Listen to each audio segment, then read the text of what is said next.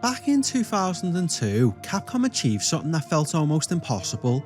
When Resident Evil Remake launched on the Nintendo GameCube, it wasn't just a fresh coat of paint for a PlayStation classic, it completely redefined what a remake could be. Instead of simply updating the graphics, Capcom rebuilt the original from the ground up. They took the blocky survival horror of 1996 and transformed it into something darker, richer, and far more oppressive. The Spencer Mansion became exactly how many of us remembered it in our minds. Every corridor felt alive, every room told its own story, even the heavy thud of a wooden door closing behind you carried a sense of finality. Artistically, it was stunning. Lightning and flash through the mansion's grand windows, casting long shadows across the wooden hallways. Rain battered the glass outside, while every corner felt damp, cold and forgotten. Every enemy was reimagined, zombies looked more horrifying than ever, the dogs were genuinely unsettling, hunters became terrifying, and even the tyrant felt more intimidating than ever before. Then there was the sound design. Creaking floorboards, distant groans, rolling thunder in the background, every sound worked together to make sure you never truly felt safe, even in an empty hallway. Then Capcom pulled off one more masterstroke. Just when veteran players thought they knew exactly what to expect, they introduced the Crimson Heads. Suddenly, killing a zombie wasn't a victory, it became a decision. If you didn't burn the body or destroy the head, that corpse would eventually get back up, only this time it was faster, far more aggressive and armed with razor-sharp claws. Even backtracking became stressful. Hallways you'd already cleared suddenly felt dangerous again, and every trip across the mansion carried a new layer of tension. Alongside that came Lisa Trevor, a tragic monster whose story gave the mansion's dark experiments an emotional weight the original never had. To this day, I still believe Resident Evil Remake is the greatest video game remake ever made. Once it was released, the conversation changed almost overnight. For those of us who grew up with classic survival horror, the question was never if Capcom would remake my favourite game in the series, Resident Evil 2. It was when. The dream was simple: take everything that made the GameCube remake so special and apply that same philosophy to the chaos of Raccoon City. We wanted those beautiful pre-rendered backgrounds, the cinematic fixed camera angles, the slow methodical pacing, all of it brought to the burning streets of Raccoon City and the iconic Raccoon Police Department. So I waited, and I waited, and I still waited. But as the years passed and the industry kept changing around us, that dream slowly began to feel like something from a forgotten era. Attention all citizens. You are advised to take shelter at the Raccoon City Police Station.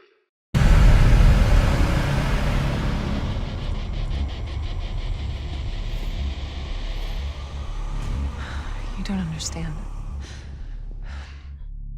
The situation's worse than I thought. This may be a one-way ride, so be prepared, Leon. Welcome to my Resident Evil Retrospective series. Today we're finally stepping out of the shadows of the classic era to look at the remake of my favourite game in the entire franchise, Resident Evil 2. This game carries an enormous amount of personal weight for me. It's a modern recreation of a survival horror masterpiece that redefined the genre back in 1998, but the road to its release was anything but straightforward. For years, the question wasn't simply if Capcom would remake Resident Evil 2, it was how they would handle a game that so many fans considered untouchable. By this point, the benchmark had already been set. Resident Evil Remake on the Nintendo GameCube had shown exactly what Capcom could achieve when it poured genuine passion into rebuilding the classic. Naturally, many of us expected Resident Evil 2 to receive that same treatment.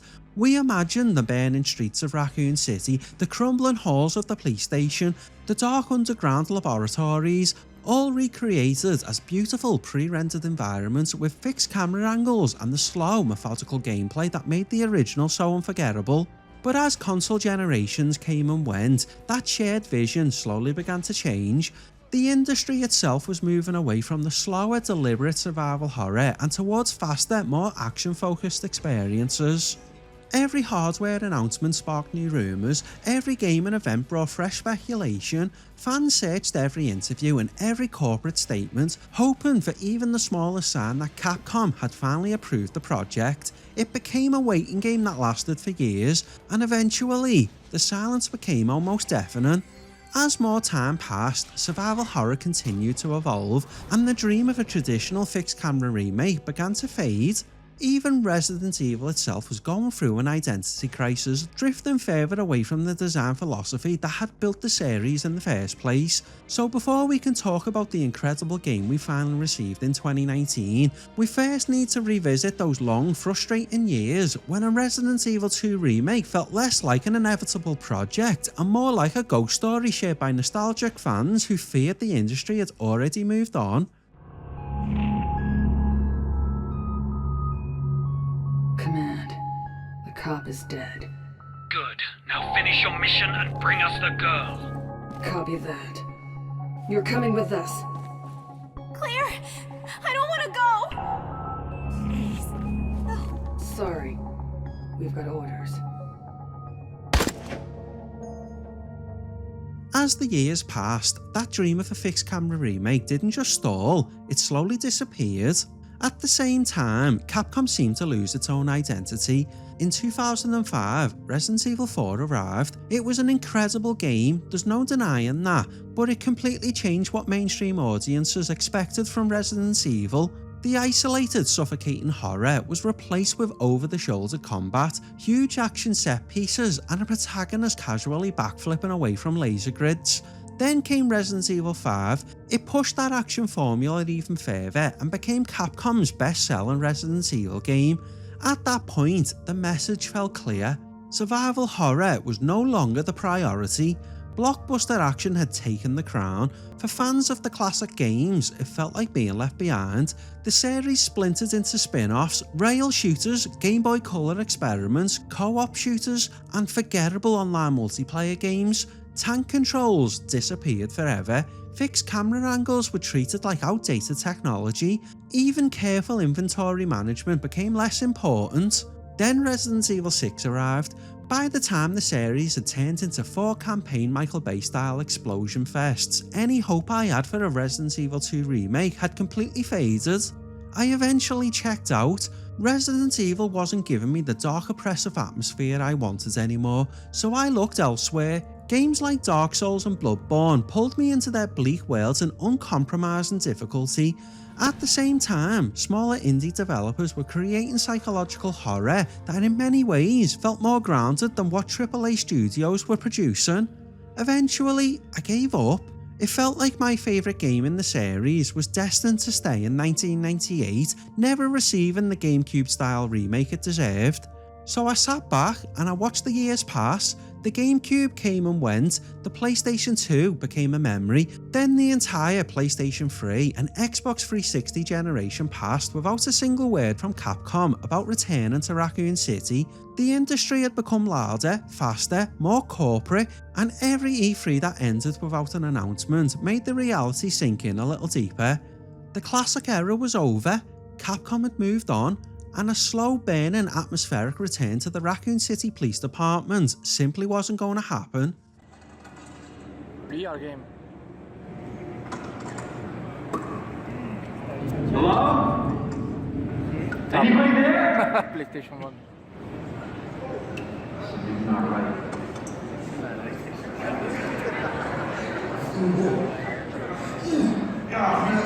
Oh, somebody ate that pizza. Hey, well, relax. Everything okay? Product placement. You can't be here.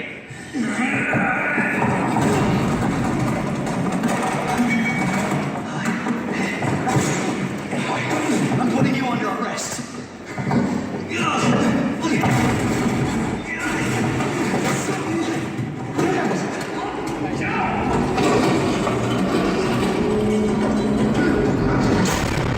Okay. Stay back, sir! I've got this!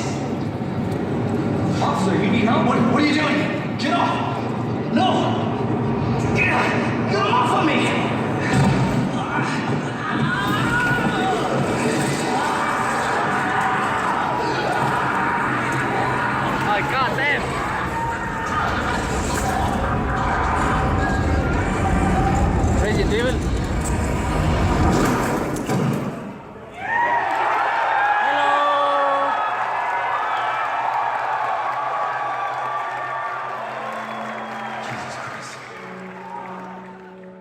just when it felt like the dream had been buried beneath years of action-heavy sequels, the internet exploded. In August 2015, Resident Evil producer Yosaki Harabarashi appeared in a short video that instantly became legendary among survival horror fans. Standing in front of a plain wall, wearing a t-shirt with 3 words, "We do it," he officially confirmed that Capcom had greenlit the Resident Evil 2 remake after years of relentless fan requests. It was a surprisingly simple announcement, low budget, honest, and somehow that made it even more memorable. The survival horror community erupted, but once the excitement settled, reality started to sink in. This wasn't a gameplay reveal, it wasn't a teaser trailer, it wasn't even concept art, it was a simple confirmation that development had begun. That was it.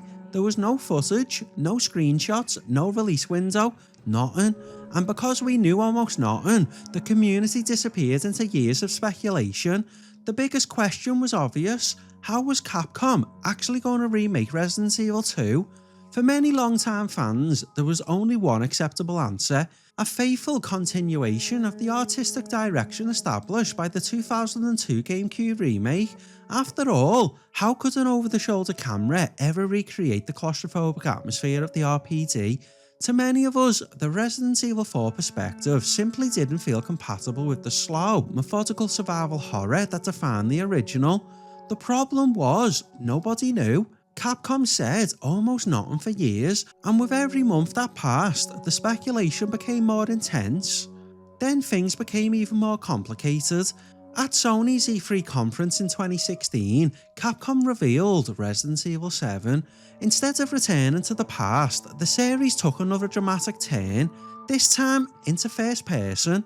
When Resident Evil 7 launched to critical acclaim in early 2017, a new wave of anxiety spread throughout the fanbase. If Resident Evil had embraced first person, was Resident Evil 2 going to do the same? Would Leon and Claire's story be rebuilt from behind their own eyes? Capcom remained completely silent for almost 3 years. All we could do was stare at the empty space, wondering whether our favourite game was being rebuilt into a masterpiece or transformed into something completely unrecognisable.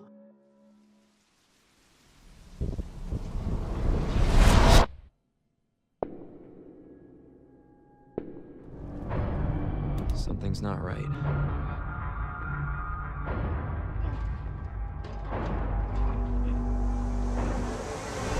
Stay back, sir. I got this. What the?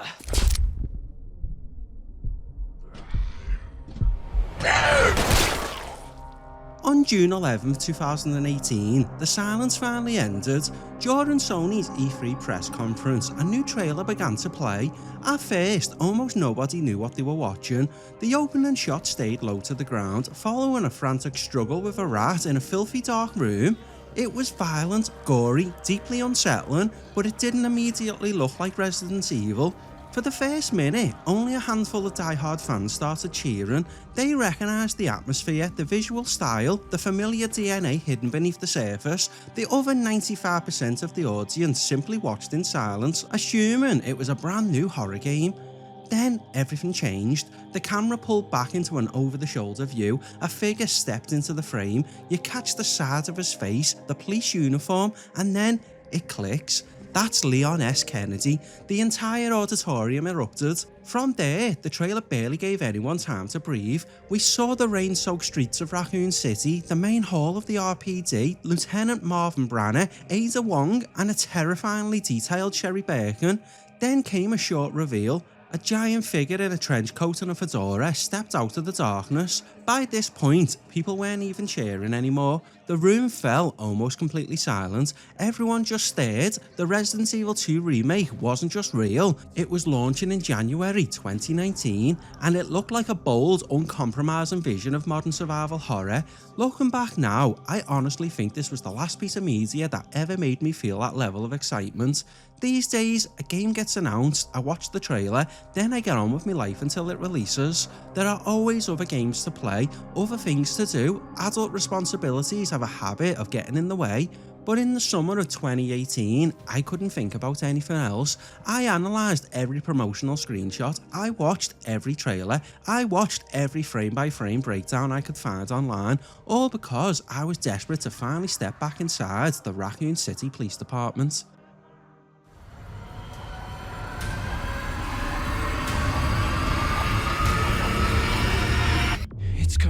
It's coming back!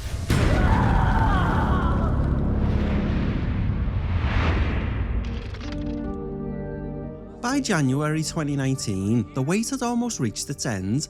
With just 2 weeks to go before launch, Capcom surprised everyone by releasing the Resident Evil 2 one-shot demo, and it came with one of the smartest promotional ideas I'd seen in years. The rules were simple, you had exactly 30 minutes, that's it. If you died, you could restart, but the timer never stopped, it kept counting down no matter what. The moment it reached 0, the demo was over. If you managed to reach the end of the R.P.D section before the time expired, you unlocked an exclusive trailer, but your play session still ended immediately afterwards. It was a controversial idea, some players hated the restriction. Personally, I thought it was brilliant. That ticking clock perfectly matched the spirit of survival horror. Every decision suddenly mattered, every turn down a dark hallway, every missed clue, every bullet wasted on a zombie, it all felt like you were throwing away precious time you could never get back. Of course, I didn't stop playing after one playthrough. I downloaded the PlayStation demo, then I downloaded the Xbox demo, I played it on Steam, I even used multiple accounts just to squeeze every possible minute out of those 30-minute sessions. I wasn't trying to speedrun it, quite the opposite. I wanted to slow down, to study every room, every lighting effect, every tiny environmental detail. I honestly couldn't believe what I was seeing. Standing in those damp, shadowy corridors, watching the emergency lights reflect across the blood-covered floor, I had goosebumps. My eyes were genuinely starting to water. It felt like I was finally back.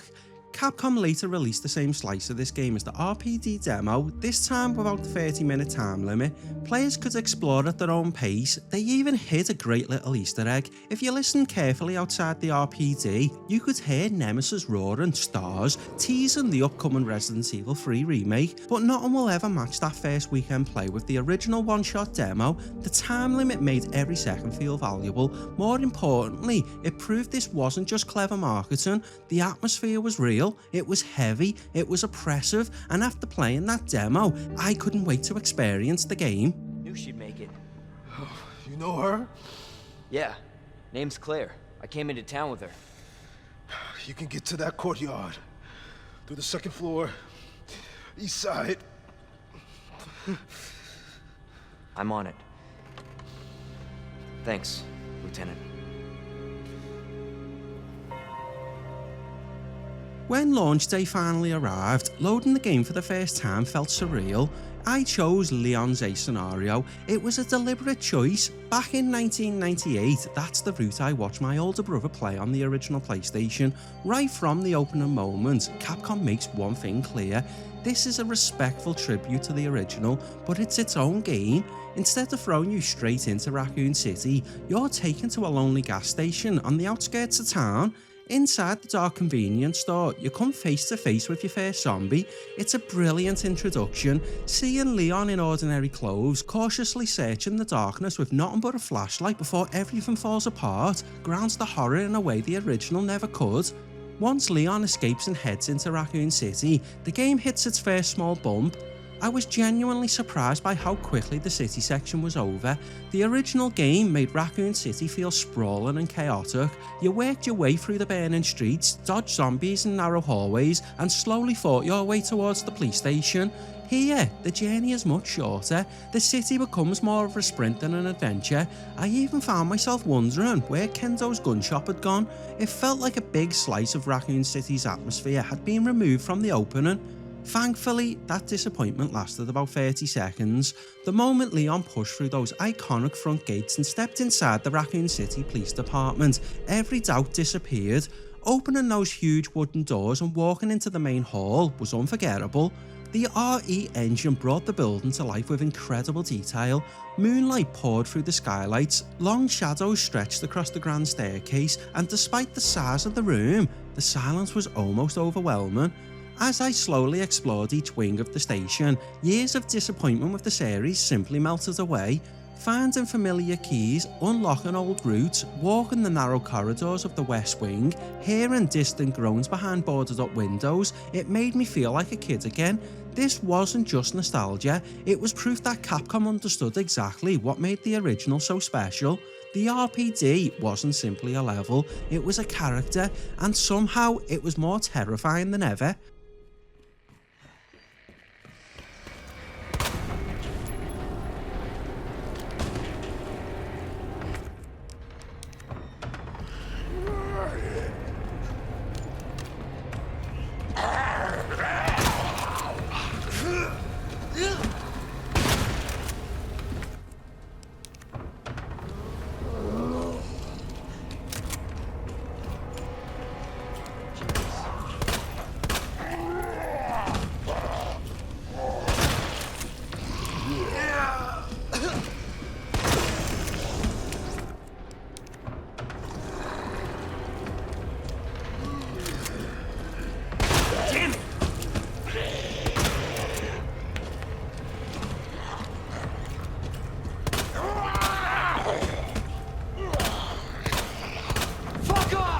Just when you start to feel comfortable navigating the R.P.D, Capcom pulls the rug from under you. They take the mechanic that was originally reserved for the second playthrough in the 1998 game and drop him straight into the middle of Leon's ace scenario.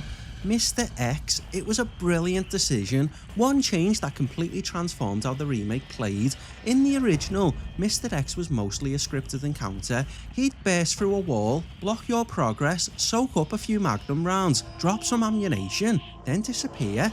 In the remake, he's something else entirely, a constant relentless threat. The first time he casually lifts that crashed helicopter out of your way with one hand, every instinct tells you to fight back. I remember unloading round after round into him, aiming straight for the pale, emotionless face. Nothing happened, he didn't stumble, he didn't flinch, he just kept walking towards me, those heavy boots echoing through the station. From that moment on, the entire rhythm of the game changes. You can't take your time anymore, you can't casually solve puzzles or slowly clear each corridor. Now you're trying to navigate the twisted layout of the police station while constantly listening for those heavy footsteps echoing through the halls above you. And honestly, by the time you reach your 30s, modern horror games rarely scare you anymore. You know the tricks, you expect the jump scares, you almost see the developers pulling the strings behind the curtain, but Mr. X broke through all of that. His constant pursuit made me feel genuinely tense in a way a horror game hadn't managed for well over a decade. The real fear isn't even seeing him, it's hearing him. Those heavy footsteps somewhere nearby, maybe upstairs, maybe just around the corner. Then you realise you're trapped in a narrow hallway with a licker on one side, 3 zombies on the other, and Mr. X closing in. Suddenly, every plan goes out the window. You're changing routes on instinct, running for the nearest safe room, just trying to buy yourself a few seconds to breathe. For me, this was the perfect modern evolution of classic Resident Evil tension.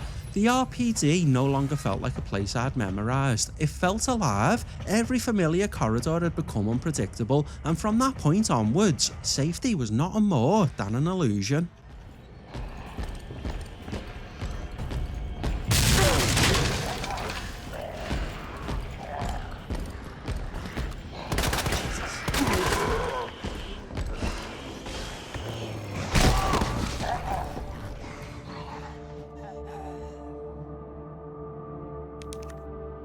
Once you finally escape the claustrophobic grip of the police station, the remake takes you deeper beneath Raccoon City. The middle section has some fantastic moments, especially when it comes to expanding the supporting cast.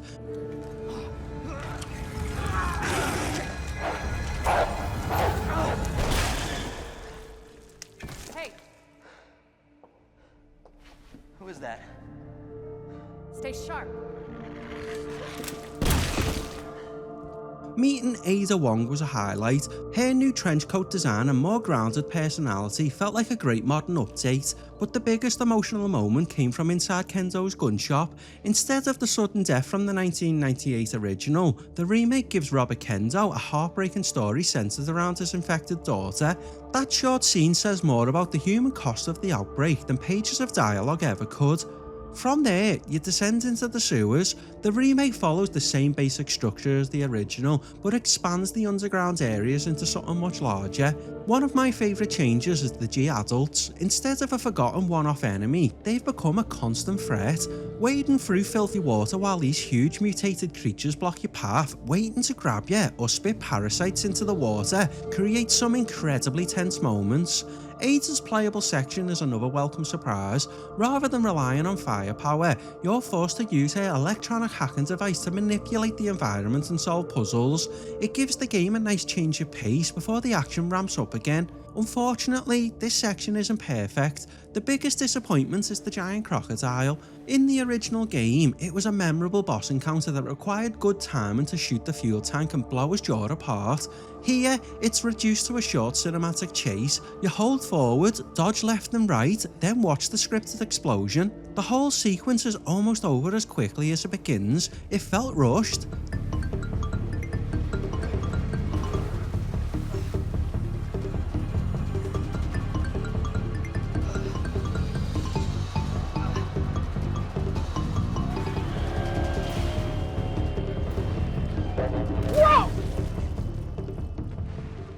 That slight disappointment carries into the final area as you descend into Umbrella's laboratory, now known as Nest. Visually, it's impressive. The RE engine makes every room look stunning, but the overall layout left me wanting more. It's clean, clinical, almost too sterile. It also induced a visual style that Capcom would go on to reuse across several RE engine games, something I'll definitely come back to in future episodes. I also wasn't sold on the new version of the IVs. Personally, I preferred the tower and plant monsters from the original over these infected human bodies wrapped in vines.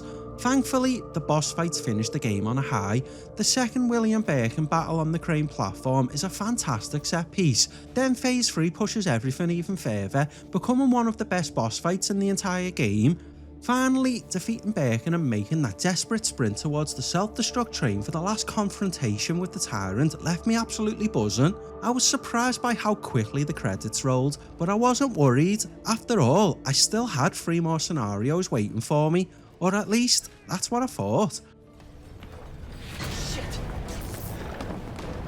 Gotta get out of here.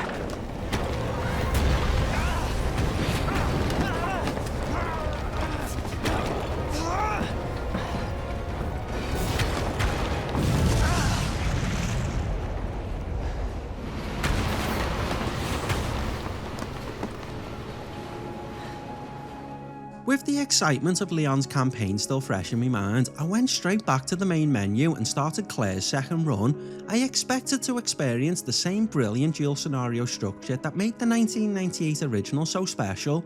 Instead, I ran into what I still consider the remake's biggest weakness. The A and B scenarios had been dramatically simplified. It's easily the most common criticism of Resident Evil 2 Remake, and I think it's completely justified. For me, it's the biggest flaw in an otherwise outstanding game. Back on the PlayStation, the original introduced the zapping system. At the time, it was revolutionary.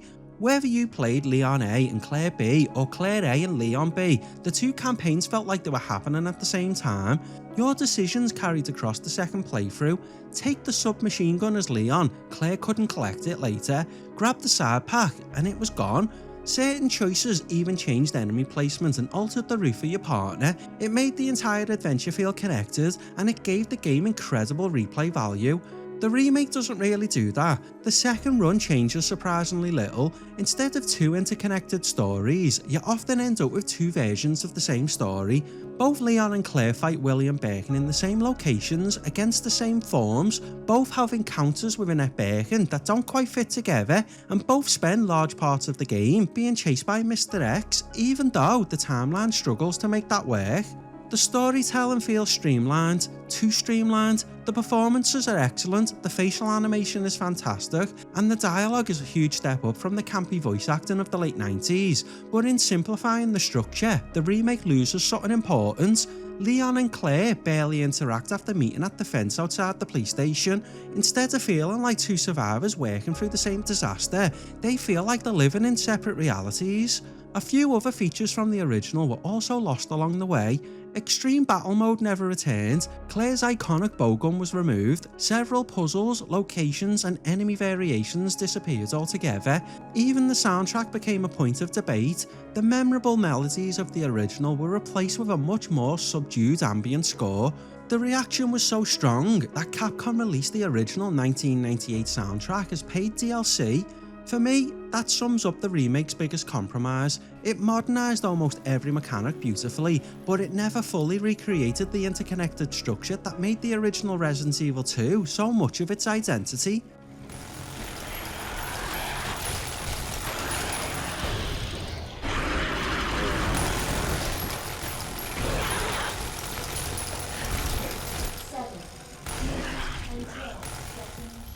Despite the disappointment of the simplified scenario system, Capcom more than made up for it with the game's replay value.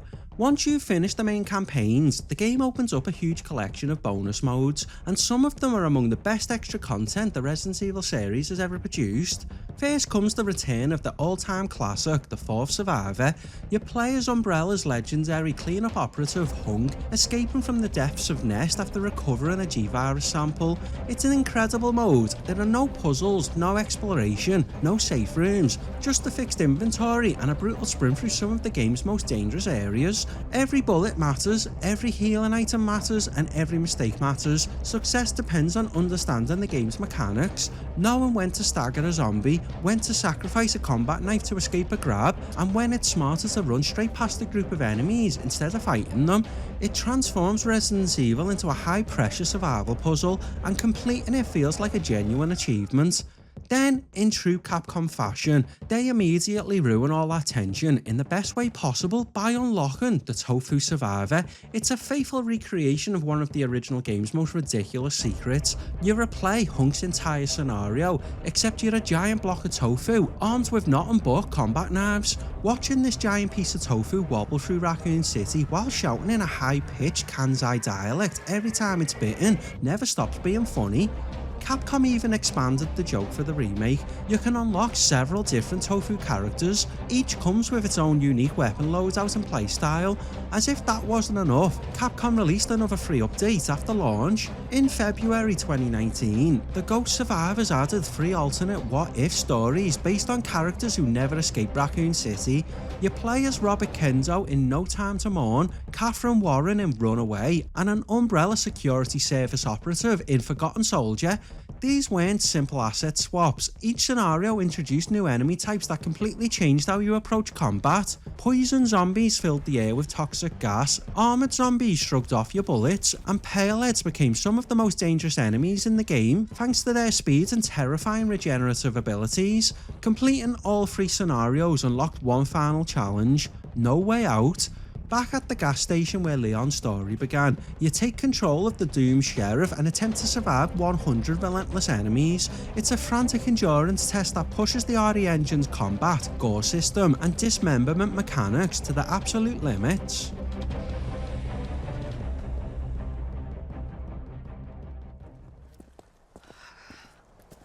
So, are you guys like boyfriend and girlfriend?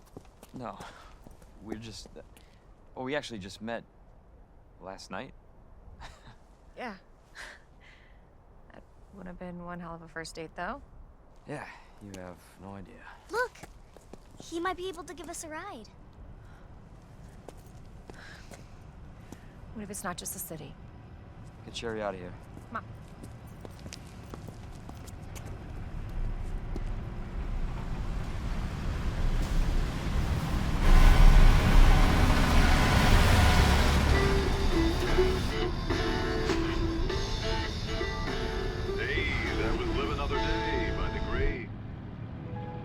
When the dust settles and the self-destruct countdown finally reaches 0, Resident Evil 2 Remake leaves me with a fascinating paradox. On one hand, it's a masterclass in modern survival horror. Capcom rebuilt Resident Evil 2 into an experience that feels terrifying, atmospheric and incredibly immersive.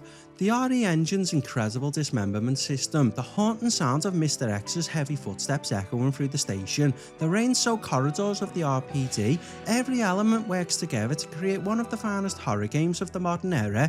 Judged purely on its own merit, it's exceptional. exceptional, but when you look at it as an adaptation of the 1998 original, the cracks begin to show. For those of us who spent decades keeping that game alive in our memories, the simplified A and B scenarios remain a genuine disappointment. The remake modernised almost everything, but in doing so, it abandoned the original's greatest structural innovation, the zapping system. That interconnected design made Leon and Claire's stories feel like one continuous timeline. Here, that feeling is largely gone. For me, that's the remake's biggest compromise. I still love the original PlayStation version more, and I'll probably always wonder what Resident Evil 2 could have looked like if Capcom had followed the exact same philosophy as the GameCube remake, a true one-for-one reimagining, fixed cameras, pre-rendered backgrounds, and that same uncompromising artistic vision. Even so, what Capcom achieved here deserves enormous credit. Resident Evil 2 Remake proved that survival horror still had a place in the mainstream, that players still wanted slow burning tension, claustrophobic environments, limited resources, and the constant fear of what might be waiting around the next corner. It brought survival horror back into the spotlight, and somehow it made me feel like that nervous kid all over again. By the time the credits rolled and Raccoon City once again disappeared into a blinding flash of light, Capcom was already looking ahead. The success of Resident Evil 2 didn't just celebrate Leon and Claire, it opened the door for the next remake. The horror community immediately turned its attention to the beginning of the outbreak, because if Mr. X was so terrifying, something even worse was about to arrive. Get ready. Next time, we're stepping into September 28th, daylight, and the ultimate bioweapon is finally off the leash. If you've enjoyed the video, please remember to like, comment and subscribe. It genuinely helps support the channel and helps make these documentaries possible. Also, a massive thank you to all the channel members and everyone supporting the series. Your support allows me to spend the time these retrospectives deserve, digging deeper into the games that shape survival horror. And now, let's find out whether the next monster can live up to the shadow of the R.P.D. I'll see you on the next one.